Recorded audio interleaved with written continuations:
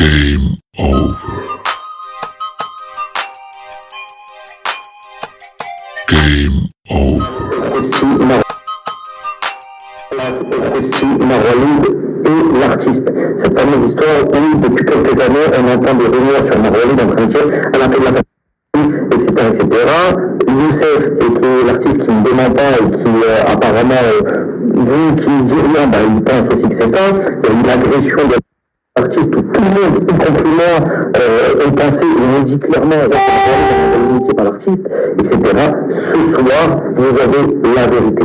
Je vais vous expliquer quelque chose. Comme l'a dit Marwaloud dans son snap, il y a des gens qui sont venus spécialement pour me montrer ses preuves. Parce que, comme l'a dit l'artiste dans l'interview que je vous avais postée il y a quelques jours, c'est quelque chose où il y a beaucoup d'argent, il y a beaucoup d'histoires, etc. Et c'est un peu compliqué de vous expliquer, mais je vais essayer de faire de mon mieux pour vous faire un synopsis de tout ça, que vous compreniez bien qui a fait quoi.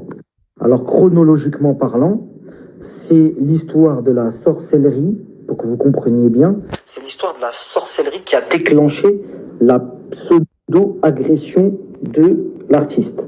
Je dis pseudo-agression, vous allez comprendre pourquoi. Mais c'est cette histoire de sorcellerie qui est à la base de tout. Pour vous contextualiser les choses, Youssef, qui est l'artiste, est en plein buzz, il casse tout, d'accord. Il fait que des tubes, c'est une machine à tubes, ça c'est incontestable, il est en plein buzz, etc. Il arrive à attraper Marwa, qui arrive et qui est managé par l'équipe de l'artiste, donc Purple Money, le manager, le producteur, le ceci, le cela, tout le monde, toute l'équipe, c'est une équipe, c'est pas une seule personne, c'est plusieurs personnes. Et en fait, ils prennent en charge Marwa et ils la font péter. Ça veut dire qu'elle commence à faire des tubes elle aussi, etc. Et elle commence à bien monter. Sauf qu'arrivé à un moment, quand elle commence à bien monter, en fait, ça touche un petit peu l'artiste qui se sent un peu délaissé par sa propre équipe. Suite à ça, on a l'artiste qui, touché par ça, qui commence, entre guillemets, à faire des petites réflexions, etc. Et à sentir que y a des petites préférences. Genre, c'est elle la chouchoute un petit peu, etc.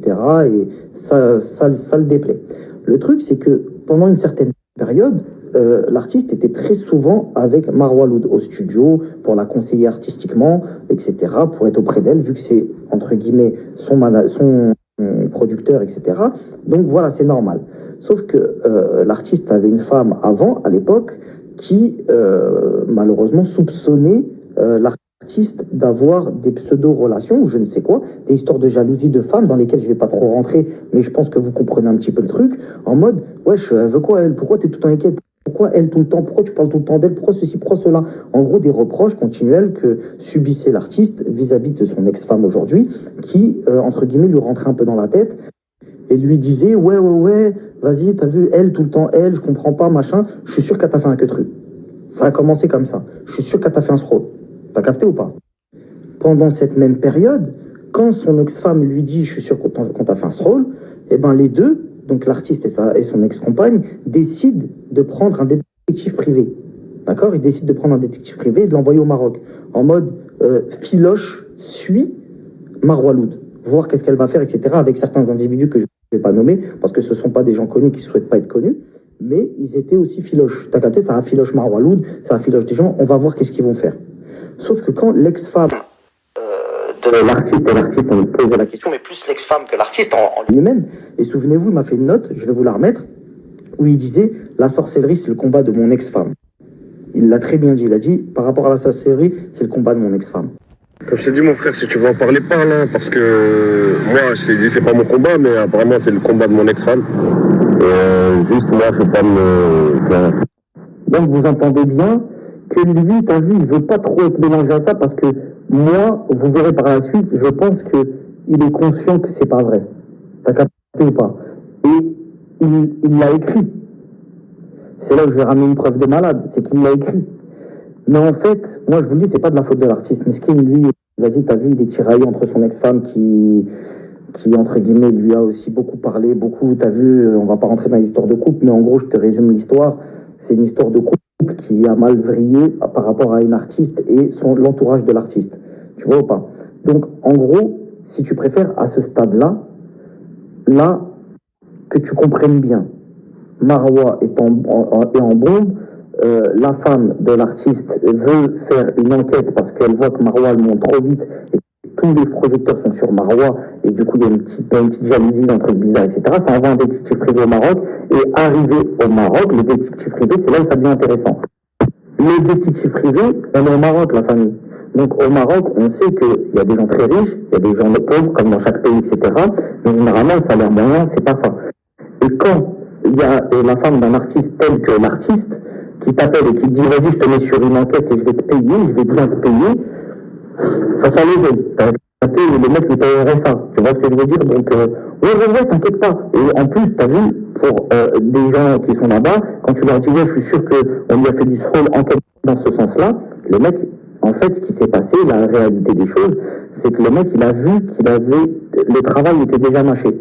Il a dit, en gros, ce qui s'est passé, c'est qu'ils sont tombés sur un genre de brouteur qui leur a fait croire, voilà les trucs. Il leur a dit, attends, je la suis, elle est là-bas derrière un arbre. Attends, je la suis, elle est là-bas derrière un truc. Attends, je la suis, il y a ça, il y a ça.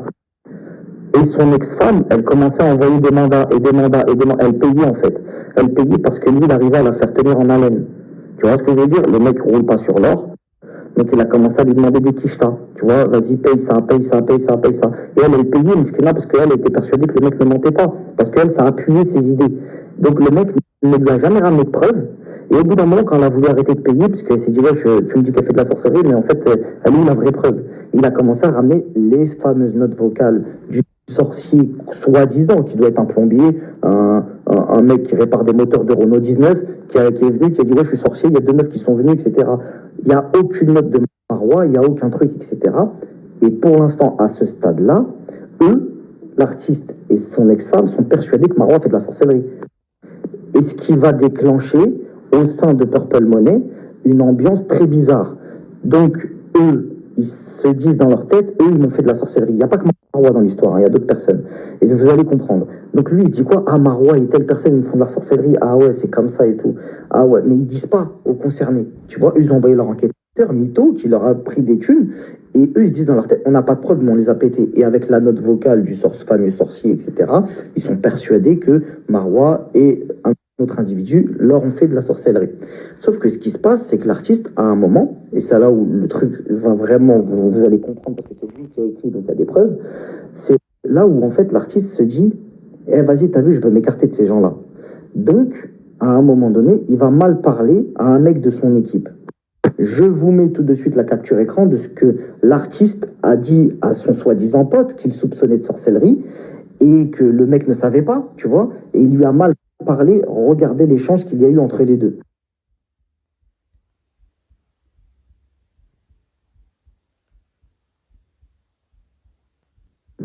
Comme vous avez vu, en fait, il y a une histoire de loyer.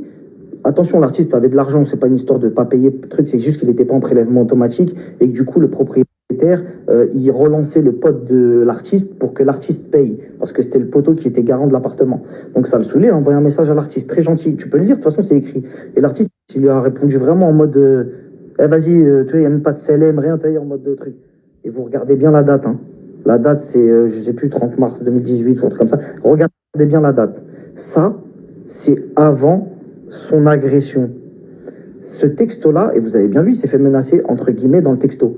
Il lui dit, en gros, tu m'as pris pour ta petite, pour pas être vulgaire. Vas-y, ça sert à rien de s'étaler par SMS. Toi et moi, on va se voir. Vous l'avez très bien vu avec la date. Donc maintenant, je vais vous mettre la date où l'artiste s'est fait agresser. C'est ni plus ni moins que la personne que vous venez de voir par SMS qui est partie avec 4 personnes, ils sont arrivés en voiture. L'artiste était lui aussi avec 3 amis, donc 3 amis plus l'artiste, ça fait 4. Et ce sont des gens qui se connaissent. C'est pas une équipe contre une autre. Non, non, non, non. C'est des gens du même label. C'est des gens, c'est la même équipe en fait, tout ça. Quand l'artiste avait des problèmes, il appelait ces gens-là. Je sais pas si tu captes. C'est tous la même équipe. Et quand les 4 sont arrivés, ils sont pas venus pour mêler l'artiste. Ils sont venus parce que l'autre, il l'avait, entre guillemets, menacé. Il y avait le garde du corps de l'artiste, il y avait des gens, témoins, etc. La personne concernée qui s'est fait mal parler par l'artiste, après l'artiste, il a fait ce qu'il avait à faire. Et voilà, on connaît la suite. Agression, entre guillemets. Et tout le monde est parti chez soi, chez lui, tout le monde est rentré chez lui. Et fin de l'histoire. Donc, Il n'y a pas 40 000 personnes qui l'ont tapé, c'est une personne qui s'est battue avec lui, qui a fait ce qu'il avait à faire par rapport à des menaces antérieures, parce que Youssef avait mal parlé. Et vous pouvez me dire, ah ouais, putain, j'aimerais trop, mais ça, j'ai l'impression que c'est faux. Bah, moi aussi, c'est ce que je me suis dit, sauf que j'ai vu les échanges de messages. Et j'ai vu que, donc, l'artiste, après cette soi-disant agression, donc cette bagarre, donc pas une agression, un combat, voilà, t'as perdu, et un échange de textos, donc vous avez les dates, texto antérieur, je me fais menacer, date de l'agression sur Internet, personne ne peut mentir, et ensuite là, je vais vous mettre un échange où il dit clairement, écoute, ouais, c'est vrai, t'as fait ce que t'avais à faire, désolé, en vrai de vrai, je sais pas pourquoi j'ai cru à ça, le détective a menti. Écoutez la dinguerie, la famille. Le détective a raconté que du mytho, mais le mal est fait, c'est trop tard. Je vous mets tout de suite l'échange.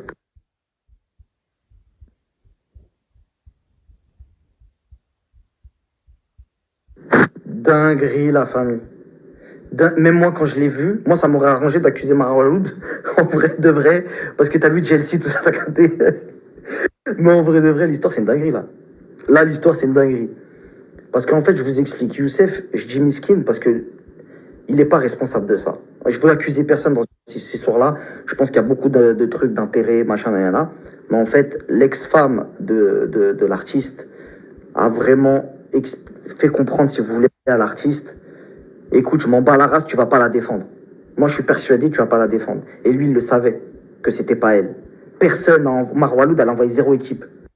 Et Marwaloud, son tort, c'est de ne pas avoir parlé pour protéger l'artiste, indirectement, même si c'est plus son poteau.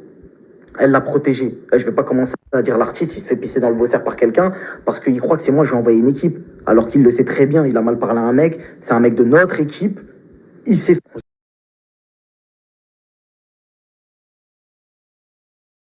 Je suis parti voir l'artiste, et voilà ce qu'il m'a répondu.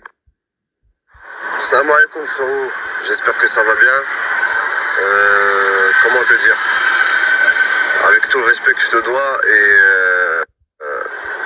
que je te porte, je vais malheureusement pas pouvoir faire de live parce que je fais pas de live.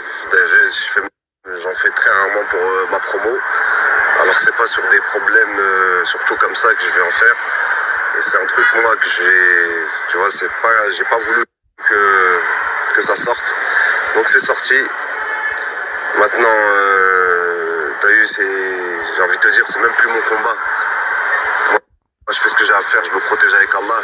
Et si tu veux savoir ma réponse, ce que je pense de la sorcellerie, la sorcellerie, tous ceux qui la pratiquent, ça va en enfer. Inch'Allah, bi'idhnillah. Et puis c'est haram. Et rien à dire à part que ça existe. Voilà. Moi, je l'ai vécu et je le souhaite à personne. Je pourrais parler beaucoup plus, je pourrais faire de live, je pourrais expliquer aux gens, mais la dernière fois que j'en ai parlé, c'était chez Guillaume Play, et ça s'est retourné contre moi. On m'avait accusé, moi, de faire de la sorcellerie. D'ailleurs, ce jeune investigateur, Kamel, parlons peu, parlons bien, ce grand escroc qui a escroqué tous ses abonnés au final, il en avait profité pour dire que c'était moi le sorcier. Donc c'est pas grave, t'as vu. Alhamdoulilah, aujourd'hui je suis loin de tout ça et j'ai envie d'oublier tout ça, c'est tout. J'ai envie de zapper tout ça, vraiment. Ça m'a plus niqué ma vie qu'autre chose. Ça m'a détruit mon couple, ma vie de famille. Voilà. Wallah que quand il m'a fait cette réponse, j'avais mal au cœur.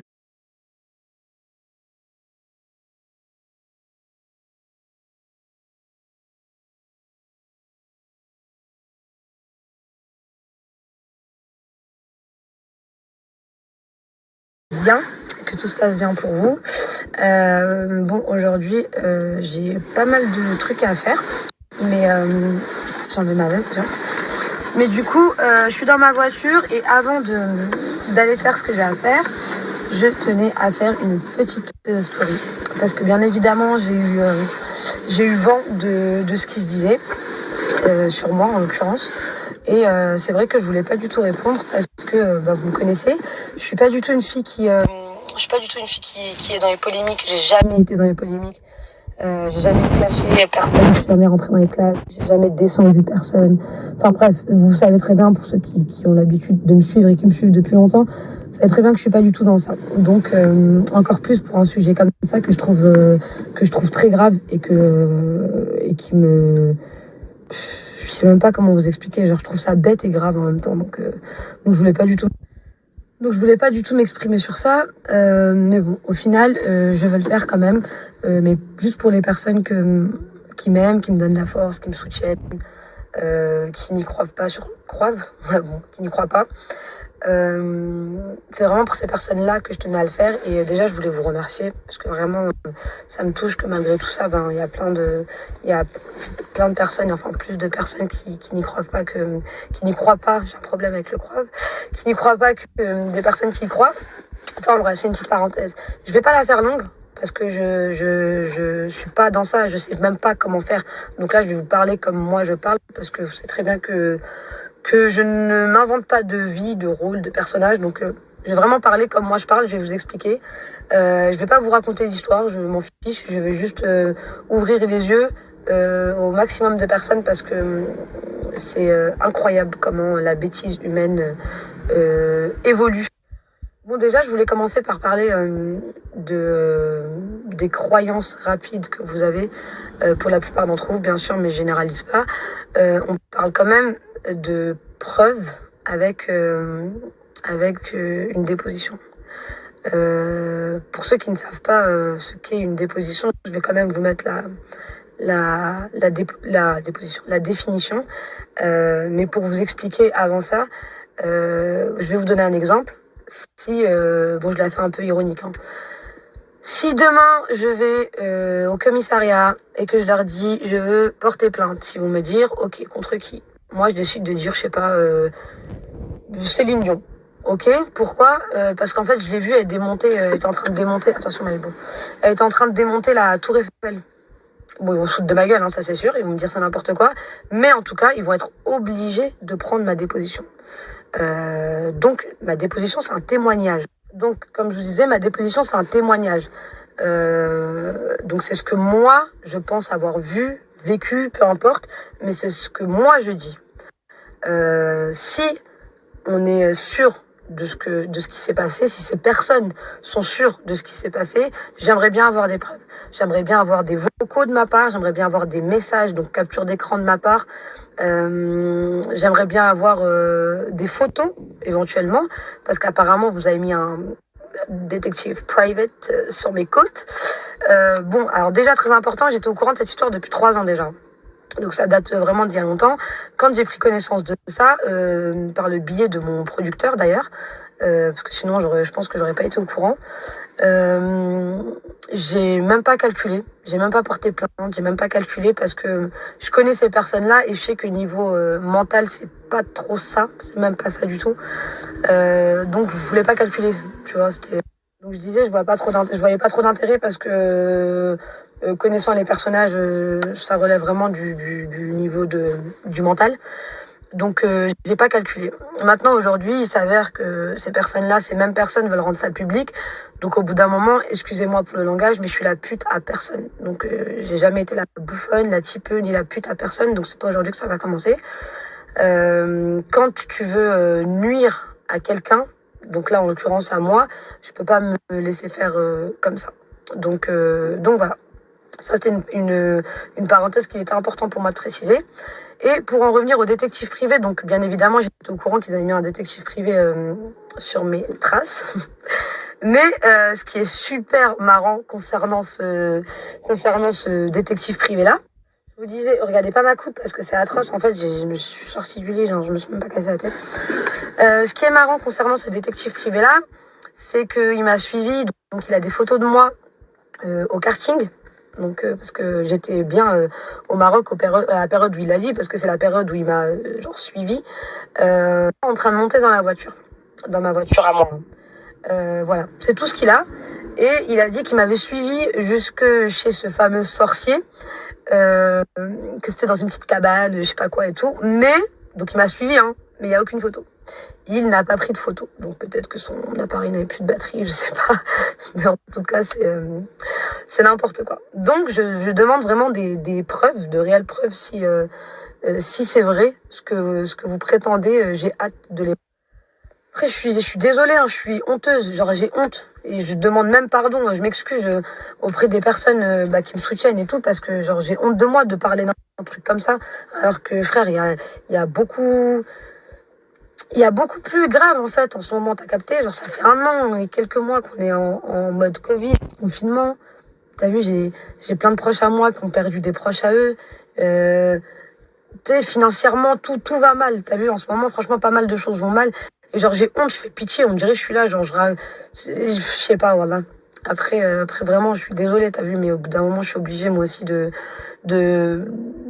m'exprimer. Donc, je tenais déjà donc à m'excuser, comme je vous ai dit, par rapport à ça. Je pense que c'est pas la période appropriée pour des vieilles histoires comme ça. Mais bon, voilà. Après, franchement, je comprends pas l'acharnement. Je sais que certaines personnes, ou même beaucoup de personnes, sont bêtes. Mais tu sais, après, honnêtement, je suis au clair avec moi-même. Hein. J'ai aucun problème. Ça ne me touche même pas, en fait, au final. Parce que, encore une fois, j'ai aucun problème avec moi-même. Je sais ce que je fais, je sais ce que je fais pas. T'as vu, je sais même pas comment vous pouvez accuser, vous. Enfin, je parle pour mes frères et sœurs musulmans, tu vois. Ça me dit que vous êtes musulmans. Vous me dites que vous êtes musulmans. Et au final... vous m'accusez d'un truc où j'avais aucune preuve, rien du tout, juste parce que ça vous fait plaisir. J'ai dit, vous dites ça juste parce que ça vous fait du bien de penser que vous avez de l'empathie pour les gens. Tu vois, ça vous rend bien, ça vous rend bien et ça vous met bien de vous dire que vous avez de la pitié pour certaines personnes, mais vous vous trompez de personnes. Après, je veux pas de pitié, je m'en bats les couilles, clairement, genre de tout ce que les gens peuvent penser de moi, vraiment. Et vous connaissez la personne que je suis et j'ai pas besoin de me cacher pour ça, je m'en bats complètement les couilles de ce que les gens peuvent dire de moi. Tu vois, parce que à partir du moment où moi je suis droite avec moi-même, voilà que le reste je m'en tape. Mais c'est pas bien. Vraiment, c'est pas bien, wallah, et que vous l'emporterez pas au paradis. Je suis personne pour juger, je suis personne pour en dire, mais, t'as vu, de dire des choses comme ça, aussi graves sur moi, comme si j'étais une fille de la rue, t'as vu, comme si j'avais pas de famille, de porter des accusations comme ça sur moi, c'est un truc de ouf. Genre, vous vous rendez même pas compte. Voilà, vous êtes égarés de ouf. Voilà, clairement, vraiment, vous êtes égarés de ouf. Après, c'est pas grave. Chacun sa vie, chacun son truc. Et pour parler de ces personnes-là, je la fais vite, ça y est, en fait, ça m'a saoulée. Pour parler des personnes qui ont dit ça, je comprends pas pourquoi des personnes sont mauvaises comme ça, pourquoi ça pète le seum, pourquoi ça veut nuire tellement à d'autres personnes. J'ai jamais rabaissé personne. Pourtant, on m'a fait des trucs de ouf, j'ai jamais rabaissé personne, j'ai jamais parlé de personne en story, j'ai jamais lancé des pseudopics. Genre, hamdoullah, j'ai une très belle vie. Hamdoullah, je suis très contente de ce que Dieu m'a accordé. Wallah, t'as vu? Et je suis heureuse dans ma vie, je suis mariée, ça va à peu près bien pour moi. Donc, hamdoullah, en fait, tu vois. Et j'ai jamais regardé comment ça allait chez l'autre, tu vois. Et peut-être de me nuire comme ça, parce que rappelez-vous, en fait, c'était déjà arrivé. Hein. C'était déjà arrivé il y a 1 an ou 2, enfin 2 ans à peu près, quand ces mêmes personnes se sont fait frapper. T'as vu, parce que rappelez-vous, il y avait une histoire de frapper, pas frapper. Ça a tout mis sur mon dos, tu vois. Ça a laissé les gens parler, ça a tout mis sur... Je vous disais, ça a tout mis sur mon dos. Je me suis mangé une pluie d'insultes, de menaces, de tout ce que vous voulez pendant 4 mois au moins 4 mois. T'as vu?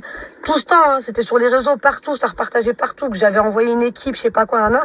Tout ça pour qu'à peu près 5 mois après, ces mêmes personnes prennent la parole sur les réseaux pour dire non, c'est pas elle, vous croyez qu'une petite gamine comme ça, genre, elle va me faire des guet-apens, genre, je suis un bouffon, quoi. T'as vu? Pourquoi ces personnes attendent 5 mois? Pourquoi? Si c'est pas pour me nuire, en fait. Parce que t'aurais pu parler depuis bien longtemps et éteindre ça. Pourquoi 5-6 mois alors que genre tout le monde sait que j'ai rien fait. Tu vois ce que je veux dire? C'est vilain, c'est méchant. Après, je m'en bats les couilles. Même à cette période-là, j'ai pas parlé. J'ai rien dit parce que je m'en fiche. Je vais pas venir. Je pars du principe où je me justifierai jamais. T'as vu, sur des choses que je n'ai pas faites, où j'ai rien à voir. J'accorderai jamais de crédit à ces personnes-là. Donc voilà. Ça, c'était le plus important que j'avais envie de dire. Je vous disais, de toute façon, je réglerai ça. Enfin, j'ai pris mes dispositions. Je réglerai ça aussi en justice. Ça veut se régler en justice et qu'au bout d'un moment, t'as vu, il faut arrêter de raconter n'importe quoi. Je réglerai ça en justice. Et Et comme je vous ai dit, c'est la première et dernière fois que je parle.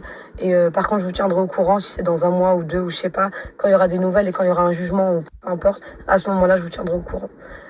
Pour l'instant, faites attention à vous, faites attention à ce que vous faites parce que voilà que t'as vu, il y a des actes qui sont très graves.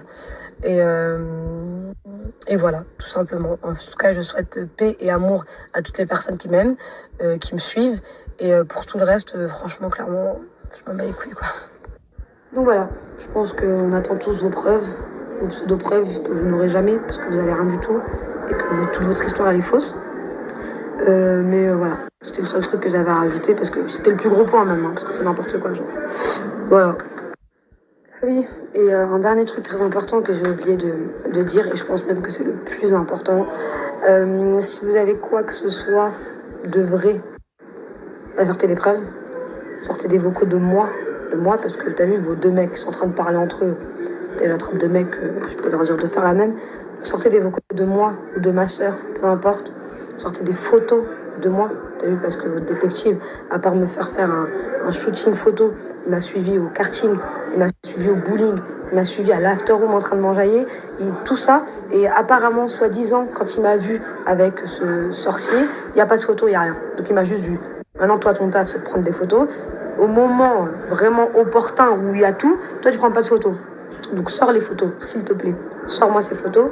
Sors des vraies captures de messages, parce que vous aimez trop. T'as vu, vous avez mis des trucs de ma sœur, en train d'envoyer un message, alors que c'est même pas une capture. Vous avez écrit sur fond blanc, vous avez tapé à l'ordi, genre le message, genre c'est n'importe quoi. Donc, sortez. Ah oui, je suis obligée de dire une blague aussi que Rabat aime beaucoup dire. C'est que je peux pas être une sorcière parce que je suis trop grosse pour monter sur le balai.